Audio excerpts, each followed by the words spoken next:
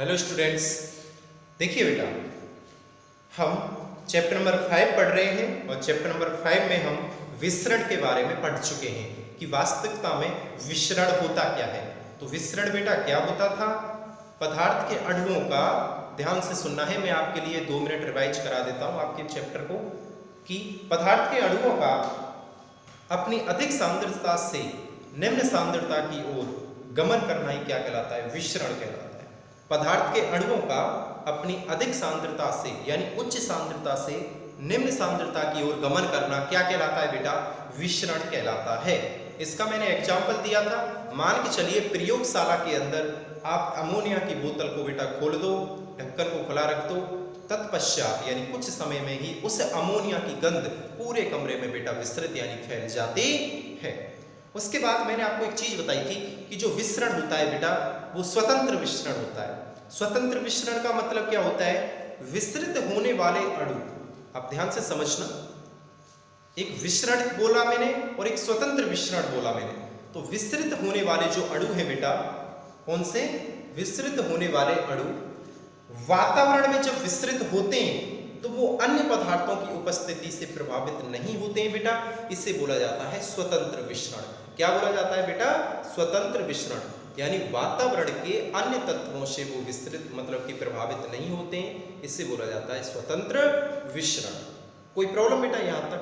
अब देखिए, आपने देखा था कि विसरण की जो प्रवृत्ति है, विसरण की प्रवृत्ति, तो आपने देखा था विसरण की जो प्रवृत्ति है बेटा, वो चाहे ठोस अवस्था हो, चाहे द्रव अवस्था हो और चाहे गैस अवस्था हो, तीनों ही अवस्थाओं में विसरण की प्रवृत्ति समान होती है। विसरण की प्रवृत्ति क्या होती थी बेटा? समान होती थी। ये पॉइंट आपको, छोटे छोटे पॉइंट आपको महसूस करने बेटा।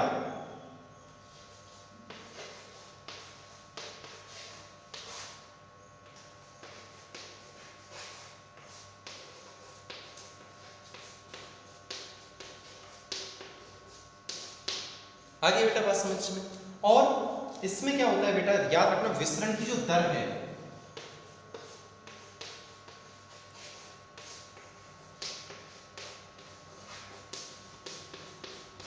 आपको याद रखना है, जो विसरण की जो प्रवृत्ति है, विसरण की प्रवृत्ति तो सभी में समान होती है, लेकिन अगर विसरण की दर की आप बात करते हो तो वो दर कैसी होती है बेटा? सभी में अलग अलग होती है। आ गई बेटा बात समझ में? ठीक है। अब देखिए बेटा, उसके बाद आपने पढ़े थे विसरण को प्रभावित करने वाले कारक, यानी विसरण की दर को कौन कौन से कारक प्रभावित करते हैं। तो देखा आपने कि ताप, ताप क्या होता है बेटा? जिस प्रकार ताप बढ़ेगा उस प्रकार विसरण की दर भी बढ़ती है। क्या होता है बेटा? विसरण की दर भी बढ़ती है। क्यों? क्योंकि ताप बढ़ने से क्या होगा? पदार्थ के अणुओं के मध्य जो गतिज ऊर्जा है उसमें भी वृद्धि हो जाएगी, और जब गतिज ऊर्जा में वृद्धि हो जाएगी तो पदार्थ के अणु तेजी से विसरित होंगे, और जब तेजी से विसरित होंगे तो विसरण की दर भी बढ़ जाएगी। ठीक है बेटा। अब उसके बाद आप देखिए, विसरण की दर को प्रभावित करने वाले कारक में ताप हो गया, घनत्व होता था। घनत्व में क्या होता था बेटा कि R बराबर 1/√d, मतलब घनत्व के वर्गमूल के व्युत्क्रमानुपाती होती है। घनत्व के वर्गमूल के व्युत्क्रमानुपाती होती है, मतलब घनत्व किसी का ज्यादा है तो उस गैस की विसरण दर क्या होगी? कम होगी, और अगर विसरण दर ज्यादा है तो उस गैस का घनत्व क्या होगा? कम होगा। तो लगभग बेटा हमने यहां तक इसकी बात की। तो चलो आज आगे बढ़ते हैं और देखते हैं कि विसरण का महत्व क्या है, यानी विसरण का क्या महत्व है। देखिए बेटा,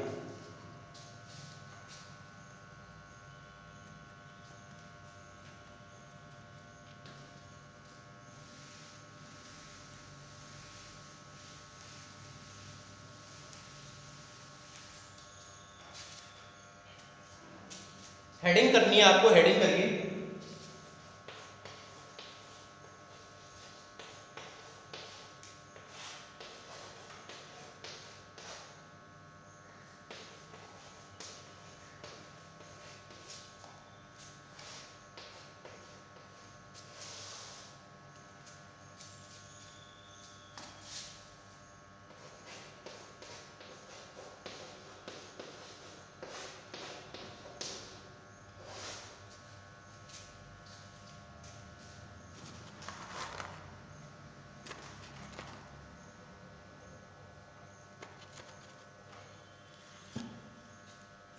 देखिए बेटा, पौधों में विसरण का महत्व।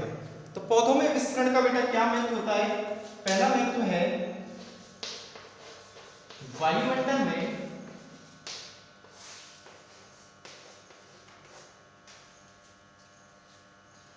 O2 CO2 का आदान प्रदान। ठीक है, ये क्या होता है बेटा? वायुमंडल और जो पादप होते हैं, वायुमंडल में पादपों में O2 एवं CO2 का आदान प्रदान, यानी एक तरफ से ये कहा जाता है गैसीय विनिमय बेटा। क्या कहा जाता है? गैसीय विनिमय। ठीक है बेटा, उसके बाद क्या होता है? खनिज लवणों,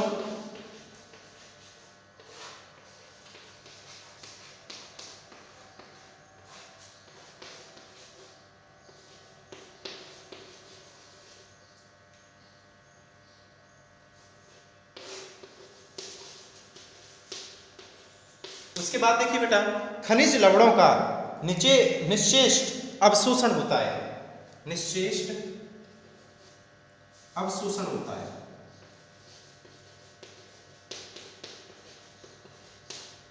ये भी किसके थ्रू होता है? विसरण के फलस्वरूप होता है। मतलब इसका मतलब क्या है कि भाई देखो, जहां पर खनिज लवण ज्यादा होंगे और कहीं पे कम है, तो कहां मृदा में तो क्या होती है? ज्यादा होती है। मृदा में कैसे होते हैं? खनिज लवण ज्यादा और पादप के अंदर कम होंगे, तो मृदा से अपने आप ही स्वतः अधिक सांद्रता से कम सांद्रता की ओर आ जाएंगे। तो ये पौधों में विसरण का महत्व है बेटा, नोट कर लो। नोट कर लो बेटा।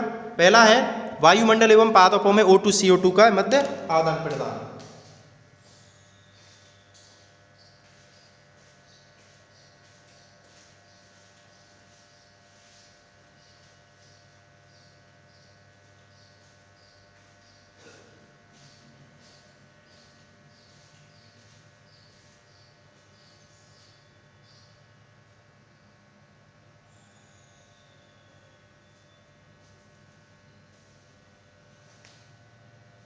उसके बाद बेटा, उसके बाद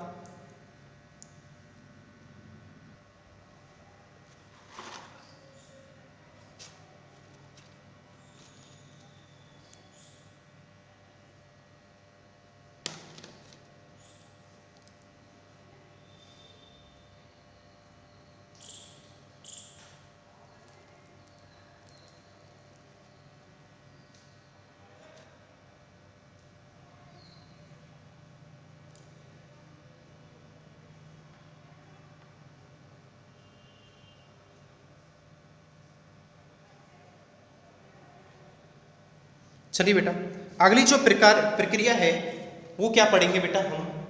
विसरण हो गया। अब इसके बाद देखते हैं परासरण।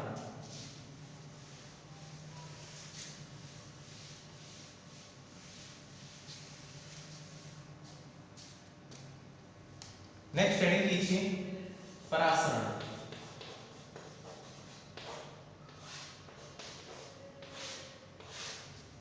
ठीक है बेटा, चलिए हेडिंग कीजिए परासरण।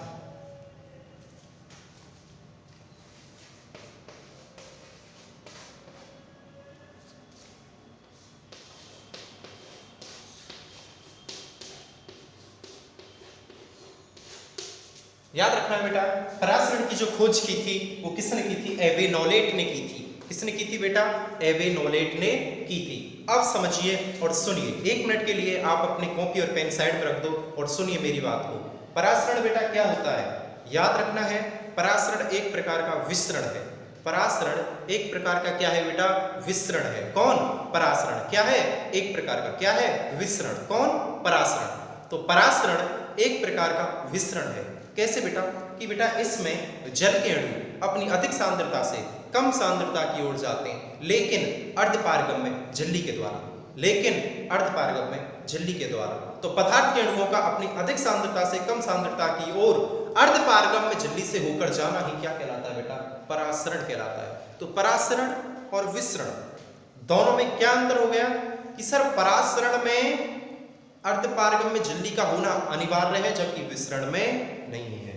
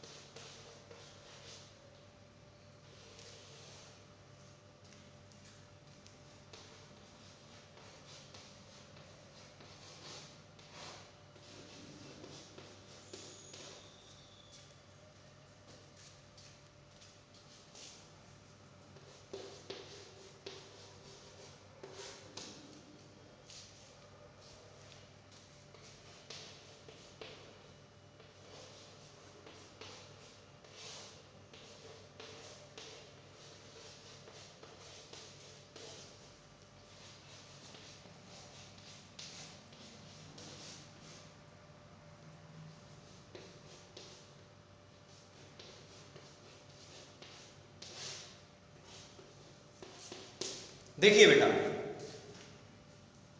इसको समझ लो एक बार कि परासरण क्या है? एक प्रकार का विसरण है जिसमें जल के अणुओं का अपनी अधिक सांद्रता से अर्धपारगम्य झिल्ली द्वारा निम्न सांद्रता की ओर जाना ही क्या कहलाता है बेटा? परासरण कहलाता है। तो इसमें जो मुख्य प्रधानता है वो किस चीज की है बेटा? अर्धपारगम्य झिल्ली की। ठीक है, नोट कर लो बेटा आप।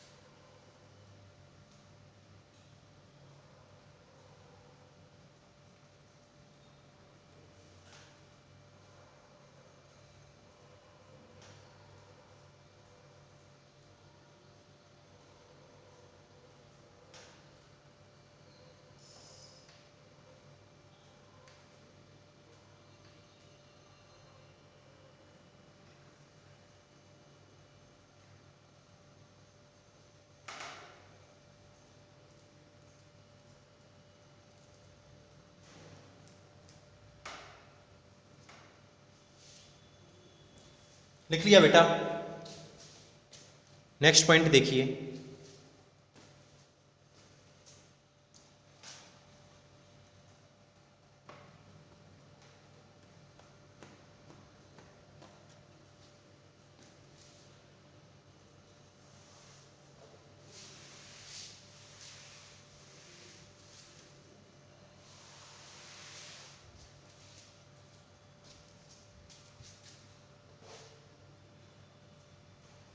अगला जो पॉइंट है वो क्या है? परासरण में दो तंत्रों के मध्य पारगम्य झिल्ली का होना, अर्धपारगम्य झिल्ली का होना अनिवार्य है।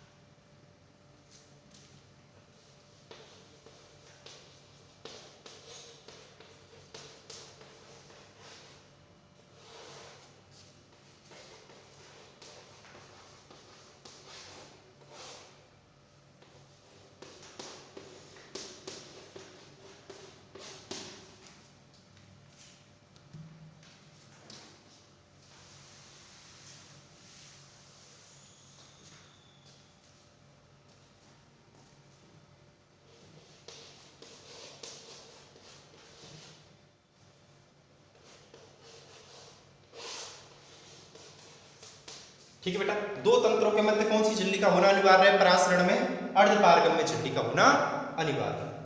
ठीक है, अब इससे आगे देखिए परासरण के प्रकार। अच्छा, एक पॉइंटर लिख लो। सुनिए, अगर कोई आपसे क्वेश्चन पूछता है कि परासरण की विधि का प्रदर्शन किस विधि द्वारा होता है, यानी परासरण की क्रिया का जो प्रदर्शन है वो किस विधि द्वारा होता है? थिसल कीप विधि द्वारा।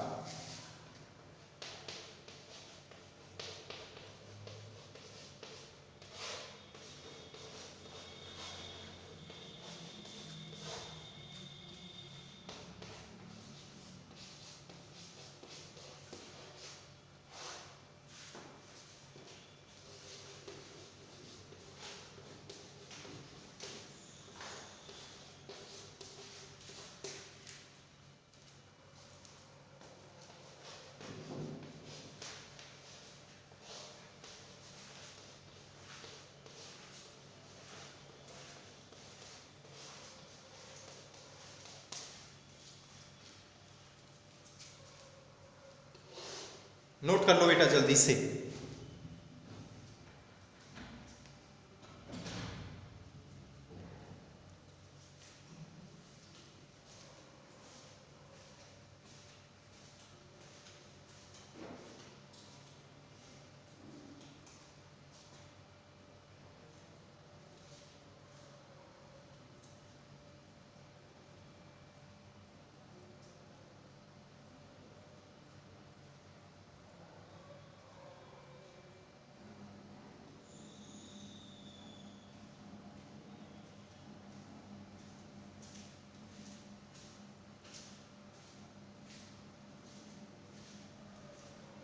अब देखिए आगे बेटा परासरण के प्रकार।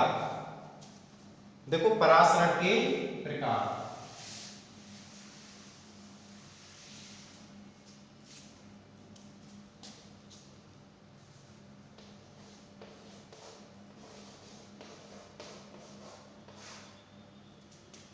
बेटा परासरण की याद रखना कितने प्रकार हैं? 2 प्रकार हैं।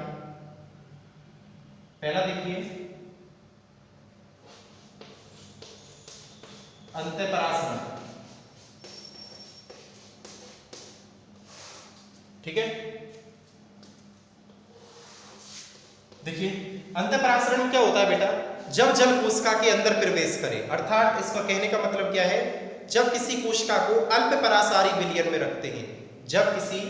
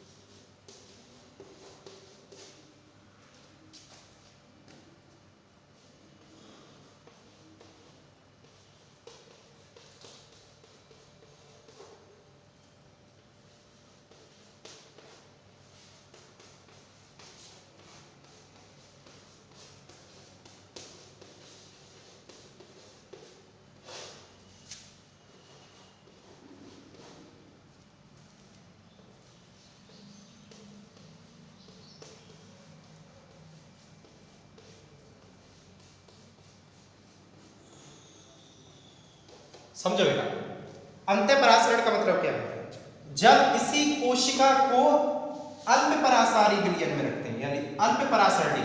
अब अल्प परासरणी विलयन कौन से होते हैं बेटा, याद रखना, ऐसे विलयन जिनमें विलेय की मात्रा कम और विलायक की मात्रा ज्यादा हो। ऐसे विलयन जिनमें विलेय की मात्रा तो क्या हो, कम हो, और विलायक ज्यादा हो, ठीक है, विलयन में रखते हैं तो जल बाहर से कोशिका में प्रवेश करने लगता है। इसे क्या बोलते हैं बेटा, अंतःपरासरण। जैसे एग्जाम्पल अगर दो तो एग्जाम्पल क्या हो जाएगा इसका, किशमिश का पानी में फूलना।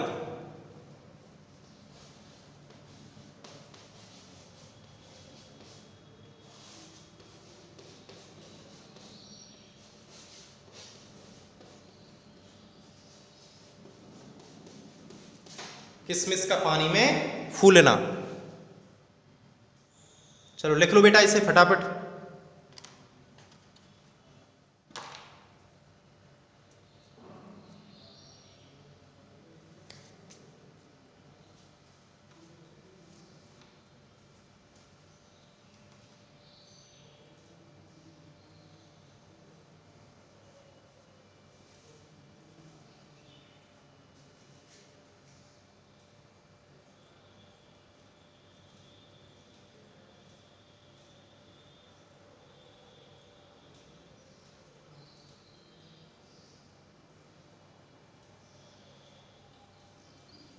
उसके बाद देखिए बेटा, ये तो हो गया क्या अंतःपरासरण। अब इसके बाद देखिए बाह्य परासरण।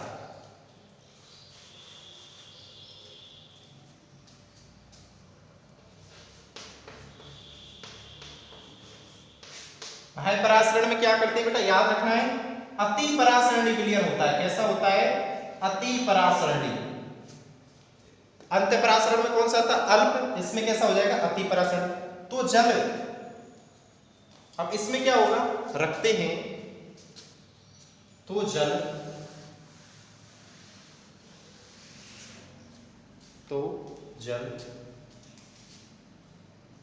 कोशिका के अंदर से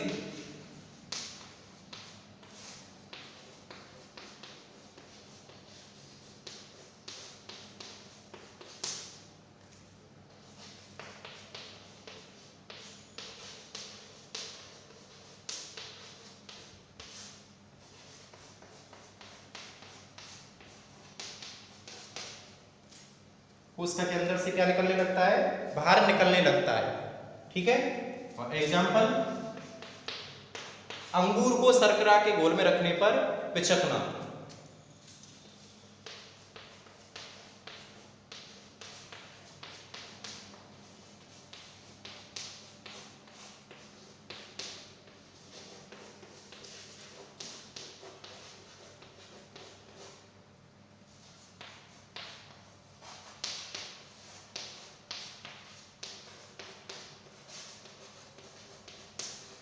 अंगूर को यदि हम शर्करा के घोल में रख देते हैं तो क्या हो जाता है, अंगूर सिकुड़ जाता है, पिचक जाता है। क्यों? क्योंकि शर्करा का घोल क्या है, अति परासरणी विलयन, गाढ़ा विलयन, जिसमें विलेय की मात्रा ज्यादा हो और विलायक की मात्रा कम हो। एक तरफ से चाशनी, अब अंगूर को जब उसमें रखेंगे तो अंगूर तो भाई अंगूर के अंदर से जल निकल जाएगा तो पिचक जाएगा। तो अंगूर को शर्करा के घोल में रखने पर अंगूर का पिचकना किसका उदाहरण है, बाह्य परासरण का उदाहरण है। अति परासरणी विलयन का मतलब क्या होता है, एक तो होता है अल्प परासरणी और एक अति परासरणी। अल्प परासरणी मतलब पतला विलयन, जिसमें विलेय क्या हो, कम हो और विलायक ज्यादा हो, और अति परासरणी में विलेय ज्यादा विलायक कम। लिख लो बेटा जल्दी।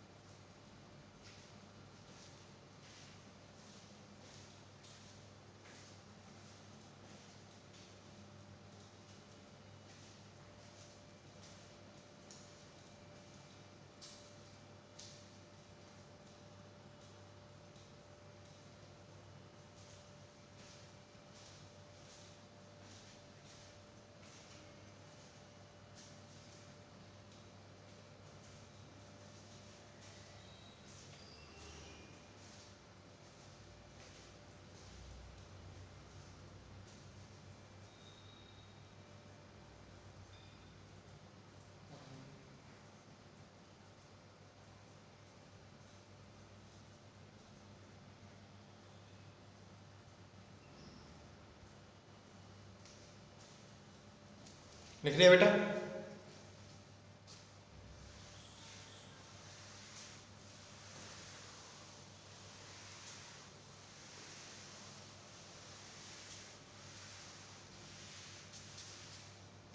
अब आगे देखिए, परासरण का महत्व क्या है। यहां से क्वेश्चन बन सकता है बेटा, याद रखना है परासरण का महत्व।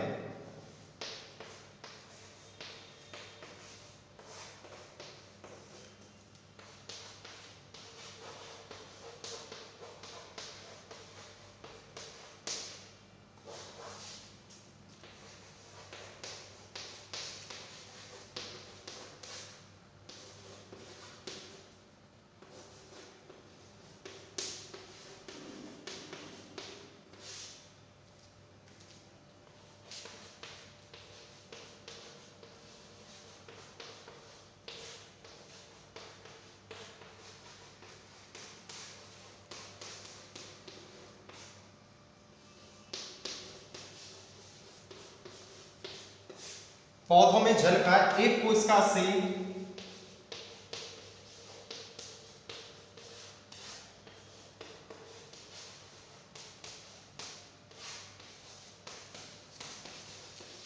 दूसरी कोशिका में विसरण, ये भी जो होता है ये भी किसके द्वारा होता है, परासरण के द्वारा होता है बेटा। ठीक है। तरुण कोशिकाओं की वृद्धि भी परासरण की क्रिया पर निर्भर करती है बेटा। एक और लिख लो, तरुण कोशिकाएं, नई नई जो कोशिकाएं होती हैं, युवा कोशिकाएं, तरुण कोशिकाओं की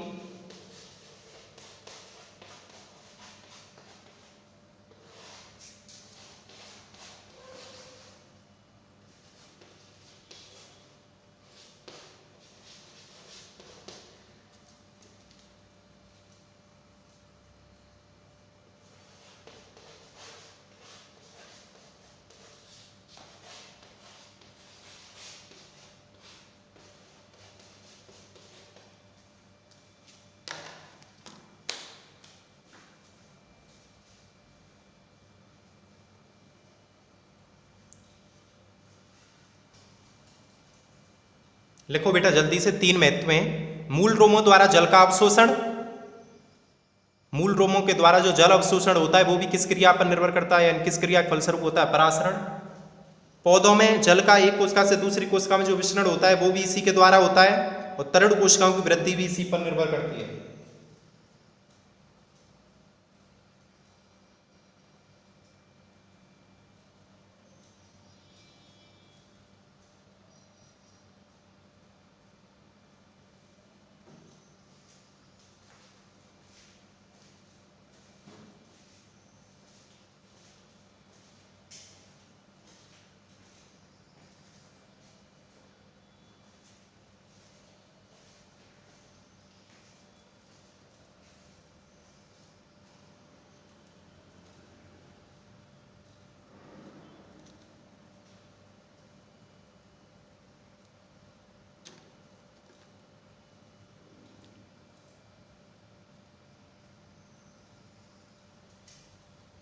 एक और महत्व लिख लो बेटा,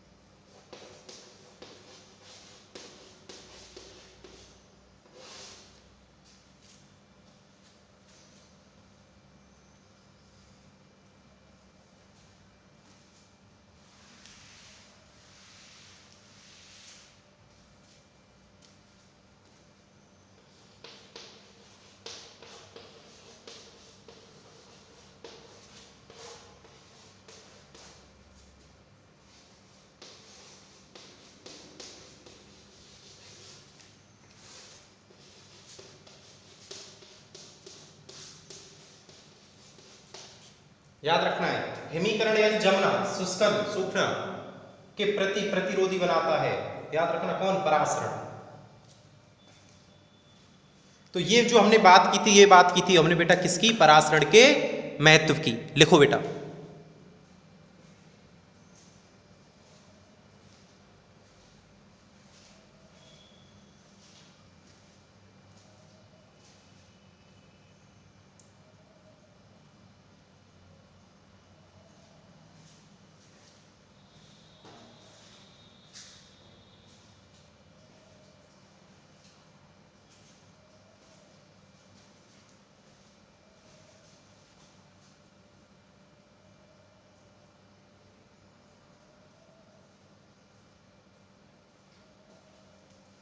ठीक है बेटा। तो देखिए अभी तक बेटा हम क्या पढ़ चुके हैं, चैप्टर नंबर हम 5 पढ़ रहे हैं, और चैप्टर नंबर 5 में हम 2 प्रोसेस पढ़ चुके हैं। एक तो हम विसरण के बारे में पढ़ चुके हैं, और एक हम परासरण के बारे में पढ़ चुके हैं। याद रखना है बेटा, विसरण के बारे में मैंने आपको लास्ट क्लास में एक्सप्लेन कर दिया था, और परासरण के बारे में मैंने आपको आज एक्सप्लेन कर दिया। ठीक है बेटा। तो अब इससे आगे की जो भी बातें हैं, जो भी चर्चा है, मैं नेक्स्ट क्लास में करूँगा। तो याद रखना है, परासरण के बारे में आज मैंने परासरण की डेफिनेशन आपको बताई, फिर उसके पश्चात मैंने आपको परासरण के प्रकार बताए कि भाई कितने प्रकार होते हैं, 2 प्रकार होते हैं, अंतः परासरण, बाह्य परासरण, दोनों की परिभाषाएं लिखाई, एग्जाम्पल्स लिखाए, और उसके बाद बेटा मैंने आपको बताया था परासरण का महत्व, कि परासरण का महत्व क्या होता है। तो इसमें से याद रखना है, परासरण के महत्व में से हर बार एक ना एक क्वेश्चन आता है कि या तो ऐसे आएगा कि परासरण का कोई एक महत्व लिखो, या परासरण का कहाँ का महत्व होता है। तो इस हिसाब से ये आपको याद रखना है। परासरण का महत्व फिर भी काफ़ी इंपॉर्टेंट होता है बेटा परीक्षा की दृष्टि से, तो ये आपको करना है। ठीक है। अब बेटा इससे आगे की जो क्लास है, इससे आगे की क्लास में मैं आपको बेटा अगली प्रोसेस बताऊंगा, पारगम्यता। क्या बताऊंगा बेटा? पारगम्यता। ठीक है। तो मैं आपको पहले ही दिन नोट करा चुका हूं कि इसमें 5 प्रोसेस हैं, विसरण, परासरण, पारगम्यता, जीव द्रव्य कुंचन और अंतः शोषण। ठीक है बेटा। तो अब हम 2 प्रोसेस हम पढ़ चुके हैं, और कल पढ़ेंगे हम पारगम्यता, 3rd प्रोसेस। ठीक है।